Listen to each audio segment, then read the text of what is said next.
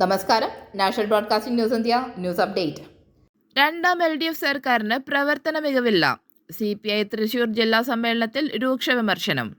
CPI Thrissur ജില്ലാ സമ്മേളനത്തിലെ പൊതുചർച്ചയിൽ സംസ്ഥാന സർക്കാരിനും മന്ത്രിമാർക്കുമെതിരെ രൂക്ഷ വിമർശനം. രണ്ടാം LDF സർക്കാരിന് പ്രവർത്തന മികവില്ല. മുഖ്യമന്ത്രിയുടെ മകൾക്കെതിരെ ഉയരുന്ന തുടർച്ചയായ ആരോപണം തിരഞ്ഞെടുപ്പിലടക്കം പാർട്ടിക്ക് തിരിച്ചടി ഉണ്ടാക്കുന്നു. ധനമന്ത്രി KN ബാലഗോപാലിനെതിരെയും പൊതുചർച്ചയിൽ അതിരൂക്ഷ വിമർശനമുണ്ടായി. CPI വകുപ്പുകൾക്ക് ധനമന്ത്രി പണം നൽകുന്നില്ലെന്നായിരുന്നു ബാലഗോപാലിനെതിരെ ഉയർന്ന വിമർശനം. CPI വകുപ്പ് മന്ത്രിമാർ കേന്ദ്ര ധനപ്രതിസന്ധിയെക്കുറിച്ച് പറയുകയും CPIM വകുപ്പുകൾക്ക് വാരിക്കോരി കൊടുക്കുകയും ചെയ്യുന്നുവെന്നായിരുന്നു വിമർശനം. ഭക്ഷ്യമന്ത്രിയുടെയും കൃഷിമന്ത്രിയുടെയും പ്രവർത്തനത്തിലും പൊതുചർച്ചയിൽ അതൃപ്തി രേഖപ്പെടുത്തി. ഭക്ഷ്യവകുപ്പിന്റെ പ്രവർത്തനത്തിലെ പോരായ്മ സാധാരണ പ്രവർത്തകർക്ക് പോലും മറുപടി പറയേണ്ട അവസ്ഥയാണെന്ന് വിമർശനം. സപ്ലൈകോയിൽ സാധനങ്ങളില്ലാത്തത് സാധാരണ ജനങ്ങളെ സർക്കാരിൽ നിന്ന് അകറ്റുന്നു എന്ന് വിലയിരുത്തൽ.